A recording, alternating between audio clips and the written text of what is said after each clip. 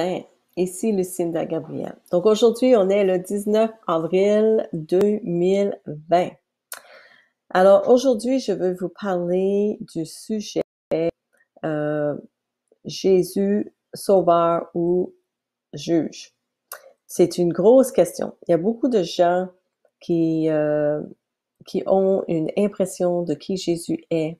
Ils ont une idée dans leur tête de qui il est, mais c'est pas le bon Jésus. Puis c'est très important. Puis j'en ai parlé un petit peu dans les dernières semaines parce que c'était Pâques et je posais la question dans quel Dieu croyez-vous? Est-ce que vous honorez le bon Dieu, le vrai Dieu, ou honorez-vous d'autres dieux?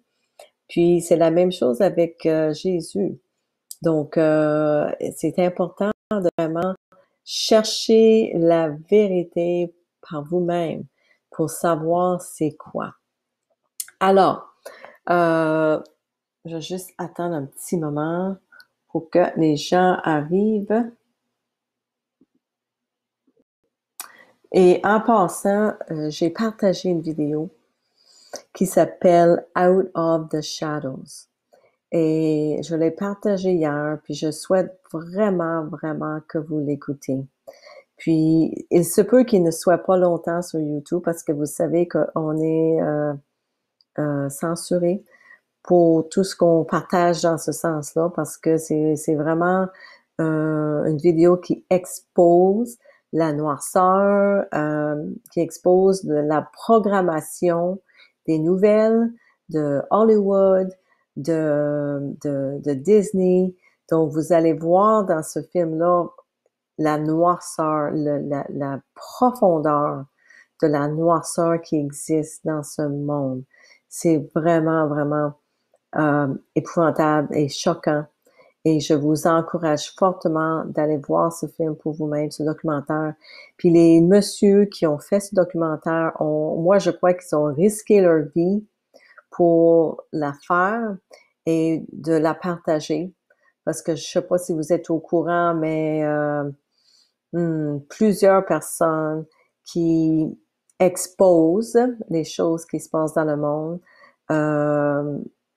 se retrouvent dans les nouvelles comme ils se sont suicidés. Mais on sait que c'est pas la vérité. Donc, ils risquent leur vie de partager une telle vidéo. Et je vous encourage fortement d'aller sur ma page. Je l'ai partagé hier. C'est très important de voir cette vérité-là. Donc, bon dimanche Chantal, bon dimanche Petite Fleur, la Rose. Merci d'être là ce matin. Donc, c'est ça. Donc, je voulais partager surtout, comme hier, la vidéo. Je vous encourage fortement d'aller le voir le plus tôt possible, comme aujourd'hui, parce que je vous dis que c'est très possible qu'elle soit enlevée. Quand je partage des choses qui sont de même, tu sais, je veux pas trop partager sur la noirceur parce que je veux que vous vous concentrez sur Jésus, sur Dieu, sur la vérité, sur le Nouveau Testament, sur la Bible. Mais en même temps, je veux que vous soyez éveillés, que vous sachiez la vérité par rapport à la noirceur. Parce que si Dieu existe, Satan existe aussi. Si Satan existe, Dieu existe. Il y a juste deux camps qui existent dans ce monde. Vous êtes soit dans l'un ou soit dans l'autre. On va en parler un petit peu plus de ça. Donc, je vous encourage en tout cas d'aller voir ce film-là si vous l'avez pas déjà vu, parce que quelqu'un a même pris la peine de le traduire en français. C'est merveilleux qu'on a fait ça. Et c'est tellement important, c'est ça, de savoir la vérité. Donc aujourd'hui, mon message, ça parle de Jésus. Est-ce qu'il est sauveur ou juge? Vous savez que beaucoup de gens aujourd'hui croient dans un Dieu aimant qui accepte tout le monde, qui accepte tout. Tant que cela ne fait pas mal à personne, ben tout va bien, hein, tout est correct. Comme je l'ai dit à plusieurs reprises dans le passé, beaucoup de gens ont inventé un Dieu dans leur propre esprit. Puis écoute, moi aussi inclus là-dedans, là. 2 ans passés, j'étais pareil, je faisais la même chose, j'avais un Dieu dans ma tête, mais c'est pas un Dieu, c'est pas le vrai Dieu qui est dans la Bible. Puis c'est important de connaître le vrai Dieu parce que le temps est court, de plus en plus court à chaque jour. Donc les gens, ils ont un petit Dieu avec lequel ils peuvent vivre, avec qui ils peuvent se sentir bien. Moi aussi, j'étais comme ça, puis comme tous les, les, les croyants, avant qu'ils croient, on était tous pareils. Donc, on juge pas les gens, on veut juste vous éduquer, vous partager ce que nous, on a appris. Puis, c'est tellement important, en tout cas, de partager la vérité et la bonne nouvelle de Jésus. Personne ne veut vraiment croire en un Dieu qui va les juger parce que pourquoi voudrais-je un Dieu comme ça? Hein? Sérieusement, pourquoi je voudrais un Dieu qui me jugerait? Ben, bien sûr, moi, je vous comprends parce que j'étais pareil quand j'étais dans mes péchés. Je voulais pas un Dieu qui me jugerait. Mais j'ai appris à connaître Dieu et j'ai compris pourquoi puis il doit juger le monde un jour. Je sais pas si vous savez un petit peu par rapport à la Bible, dans le temps de Sodome et Gomorrhe, je sais pas si je pense c'est même qu'on le dit en français, euh, Dieu était vraiment fâché avec eux parce que ils étaient vraiment tellement loin de Dieu et le péché sexuel était tellement rendu grave que c'était vraiment épouvantable, que Dieu a dit j'en ai assez, c'est fini, je vais euh, je vais détruire cette ville-là. Ça, c'est la même chose qui s'en vient présentement. Puis c'est écrit dans la Bible aussi, c'est que ces jours, tu sais, dans les derniers jours, ça va être comme dans les jours de Sodome et Gomorrhe, puis que Dieu va détruire le monde aussi. Donc, on s'en va vers là, les amis. On a juste besoin de regarder autour. Puis si vous écoutez le film dont je vous ai parlé, qui s'appelle Out of the Shadows, allez voir sur ma page Facebook hier que j'ai partagé. Vous allez voir où est-ce qu'on est rendu dans la noirceur du monde. Je ne sais pas c'est quoi le mot qui est evil en français, mais en tout cas, c'est tellement épouvantable qu'on s'approche de ça. Donc, on sait que le jour du Seigneur, du jugement, ça s'en vient, puis c'est important que vous cherchiez cette vérité là pendant qu'il reste encore du temps. Donc, lorsque vous n'êtes pas encore né dans le royaume de Dieu, ou comme certains l'appellent, sauvé, vous êtes dans le royaume du diable. Que vous le croyez ou non, c'est la vérité. Il n'y a que deux endroits où est-ce que vous pouvez être. Il y a de la lumière et il y a l'obscurité. Vous êtes soit dans un royaume ou soit dans l'autre. Vous êtes né dans le royaume des ténèbres. Tout le monde est né dans le royaume des ténèbres. Et comme c'était bien écrit dans la Bible, Jésus a dit, vous avez besoin d'être né de nouveau dans le royaume de Dieu. Okay? Dans le royaume de la lumière. Donc, savez-vous que le mot jugement apparaît 372 fois dans la Bible, 79 dans le Nouveau Testament. Okay? Ça, c'est dans le New King James Version. Il y a deux jugements à venir. Un pour les croyants qui seront jugés en fonction de leurs œuvres. Et rappelez-vous que ce ne sont pas les œuvres qui nous amènent au ciel, mais seulement la grâce de Dieu par notre foi dans son Fils Jésus-Christ qui nous amène là parce que pour que personne puisse se vanter. OK? Donc, quand même, une fois qu'on est né de nouveau, puis qu'on croit en Jésus, nous allons être jugés pour nos œuvres. Donc, aussi, il va y avoir un jugement pour les non-croyants ou ce qu'on appelle les pécheurs qui vont mourir dans leur péché. Donc, chaque personne, qu'importe, va être jugée au dernier jour. Dans l'Ancien Testament, nous lisons à propos d'un Dieu qui était parfois dur, mais qui était aussi très aimant et compatissant. On parle de David, puis David, à un moment donné, il a eu une crainte de Dieu, il a eu peur de Dieu, parce qu'il a vu que son Dieu avait tué un homme parce qu'il avait simplement mis sa main sur l'arche de Dieu. Et ça a amené une crainte de Dieu dans David. Mais le roi David a passé beaucoup de temps à connaître le Seigneur par après et a eu une profonde affection pour lui. Et il avait écrit des psaumes dans lesquels on voit son amour et l'amour que David a pour Dieu puis que Dieu a pour David. Puis c'est vraiment beau, puis je vous encourage à lire ça aussi pour développer votre relation avec Dieu, pour comprendre qui il est vraiment.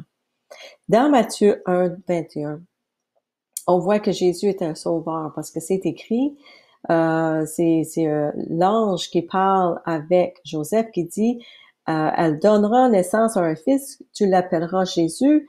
C'est lui, en effet, qui sauvera son peuple de ses péchés. Donc, on voit que Jésus est notre sauveur qui est venu nous sauver de nos péchés. Et quand je faisais des recherches sur ce verset-là, je suis tombée sur un autre verset qui m'a parlé vraiment à mon cœur. Puis le verset, ça dit, les disciples s'approchèrent de lui et le réveillèrent en criant, Seigneur, sauve-nous, nous sommes perdus. Puis ça, c'était durant le temps d'une tempête. Ils étaient comme sur l'eau, dans un bateau, et ils avaient peur. Et quand j'ai lu ce verset-là, le Seigneur m'a parlé, puis il m'a dit que nous sommes tous comme ça présentement. Le monde entier, sauf ceux qui sont déjà sauvés, mais le monde entier est comme dans une tempête. On est tous dans l'eau, on est perdus et on a besoin d'être sauvés. Donc, il m'a aussi dit ça il y a quelques semaines dans une conversation que j'avais avec quelqu'un et il m'a montré que toutes les personnes sont comme dans l'océan, sont toutes perdues, sont en train d'être noyées ou de se noyer. Puis la façon de les sauver, c'est que nous, on doit être sauvés. On reste sur le bord, puis on leur tend une bouée de sauvetage. Donc, pour sauver les gens, c'est les gens qui sont sauvés qui doivent les jeter une bouée de sauvetage. Donc ça, c'est exactement comme Jésus a fait dans le sens pour les apôtres. Ils les ont sauvés dans le bateau. Donc nous aussi, on a besoin d'un sauveur. Alors, Jésus est né pour nous sauver de nos péchés. Il est notre sauveur. Il nous sauve du monde des ténèbres et nous amène dans sa lumière protectrice.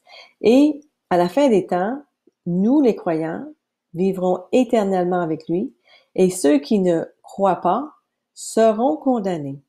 Dans Marc 16, 15 et 16, c'est écrit, « Allez dans le monde entier, proclamez l'Évangile à tous les hommes et celui qui croira et sera baptisé sera sauvé, mais celui qui ne croira pas sera condamné. » C'est extrêmement clair, ça. Donc, il y a donc aussi un autre côté de Jésus, donc les gens ne parlent pas souvent ou qui ne veulent même pas en savoir plus, mais c'est important, c'est le fait que Jésus est nommé juge. Un jour de jugement viendra où tout sera jugé. C'est sûr que ça ne nous rend pas populaire. Tu sais, cette vidéo que je fais avec vous aujourd'hui serait peut-être pas ma plus populaire parce que les gens ne veulent pas écouter cette vérité-là. Puis, tu sais, je l'écoutais pas, ma mère avait à la télévision ce matin, puis Joel Osteen était dessus, puis il parlait de son évangile de prospérité, puis de croyer en Dieu, puis il va prendre soin de vous, puis il va vous amener toutes ces belles choses.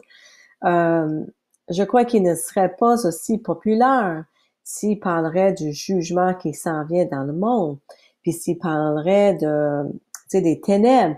Donc, c'est pas quelque chose qui est populaire, mais c'est important. Et c'est très important parce que le chemin est étroit qui amène vers la vérité. Puis, tu sais, c'est écrit dans la Bible que le chemin est étroit, c'est difficile et peu de gens le trouvent.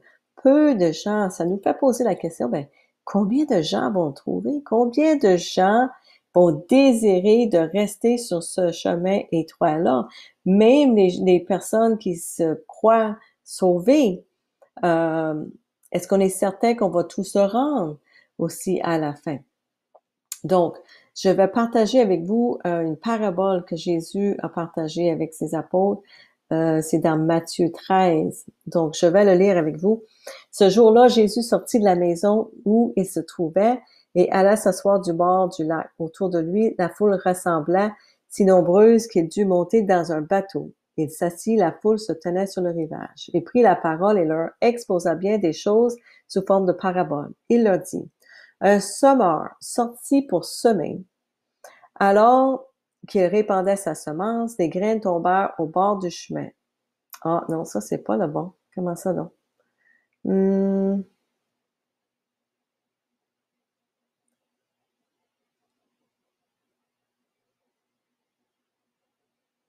C'est pas le bon, les amis. En tout cas, est-ce que ça parlait? Attends une minute.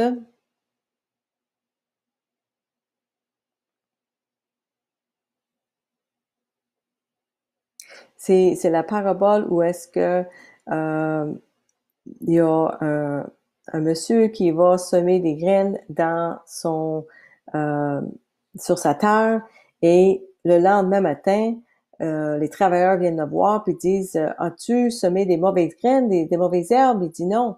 Il dit ça c'est un voleur ou qui est venu, qui les a semés. Il dit laissez-les pousser ensemble et à la fin je vais les séparer. Donc le moral de l'histoire, c'est que sur la terre présentement, c'est que Dieu a semé des bonnes graines. Et parmi ces bonnes graines-là, il y a aussi des mauvaises herbes. Et à la fin, il va venir, puis il va ramasser ce qui est bon, puis tout ce qui est mauvais va être brûlé dans le feu. Donc, c'est la même chose avec nous. C'était une parabole pour nous montrer que un jour, Jésus va revenir, puis il va nous juger, il va séparer ce qui est bon avec le mauvais. Donc, vous voyez que tout sera jugé, les croyants et les incroyants aussi, pareillement. Dans 2 Corinthiens 5:10, c'est écrit, quand nous aurons tous à comparaître devant le tribunal de Christ, et chacun recevra ce qui lui revient selon les actes, bons ou mauvais, qu'il aura accompli par son corps. Donc, chaque personne va être jugée. Dans l'Apocalypse 20, 11 à 15, c'est écrit, ensuite je vis un grand trône blanc, et celui qui était assis, le ciel et la terre s'enfuirent loin de sa présence. Ils disparurent sans laisser de traces. Je vis les morts, les grands et les petits comparaissant devant le trône. Des livres furent ouverts. On ouvrit aussi un autre livre, le livre de vie. Les morts furent jugés, chacun d'après ses actes, suivant ce qui était écrit dans ces livres. La mer avait rendu ses naufragés, la mort et le royaume des morts avaient rendu ceux qui se détenaient. Et tous furent jugés, chacun conformément à ses actes. Puis la mort et le séjour des morts furent précipités dans l'étang de feu. Cet étang de feu, c'est la seconde mort. On y jeta aussi tous ceux dont le nom n'était pas inscrit dans le livre de vie. Donc, c'est assez clair que notre nom devrait se trouver dans le livre de vie. Pour qu'il soit ainsi, nous devons être nés de nouveau. Donc, le jour approche, les amis. Chaque jour, nous nous en rapprochons un peu plus. Que ce soit la fin du monde ou tout simplement la fin de notre vie personnelle, nous ne savons jamais avec certitude combien de temps il nous reste. Peut-être, même moi, peut-être je serai même pas ici demain, on ne sait pas. Donc, n'attendez pas qu'il soit trop tard pour vous mettre dans les bonnes grâces avec Dieu. Comme c'est écrit, repentez-vous, faites-vous baptiser pour être sauvés. Donc, c'est aussi simple et aussi clair que ça. Donc, moi, je vois que j'ai un problème avec mon vidéo, mais personne ne me l'a dit. Bonjour. Je veux dire un petit bonjour à Bernard Vaillancourt, Louiselle, ma sœur, merci d'être là. Nicole Champoux, merci d'être là. Lynn, au Nouveau-Brunswick, Luc, Vincent, Didier, que Dieu, oui, vous bénisse aussi, puis qu'il garde vos yeux sur lui. Et c'est important, les amis, de prendre le temps présentement, de chercher la vérité, où est-ce que vous pouvez le trouver. Fermez la télévision. Prenez du temps avec le Seigneur. Demandez-lui de se révéler à vous, de vous ouvrir les yeux à toute la vérité, d'ouvrir les oreilles parce que le temps est court. À chaque semaine, on est une semaine de plus proche encore au retour de notre Seigneur Jésus. Donc, c'est ça mon message pour ce matin. J'espère que ma vidéo a fonctionné parce que c'est pas clair d'après ce que je vois sur ma page Facebook. Mais en tout cas, je souhaite que ça a bien été et que vous avez compris puis je vous demande de partager ce message aussi avec les gens dans votre entourage. Le temps est court, les amis. Et profitez de ce temps de relâche que nous avons, de répit que nous avons de notre vie mouvementée pour chercher la vérité. OK? Donc, je vous aime énormément. Soyez tous bénis et on se revoit la semaine prochaine. Bye bye.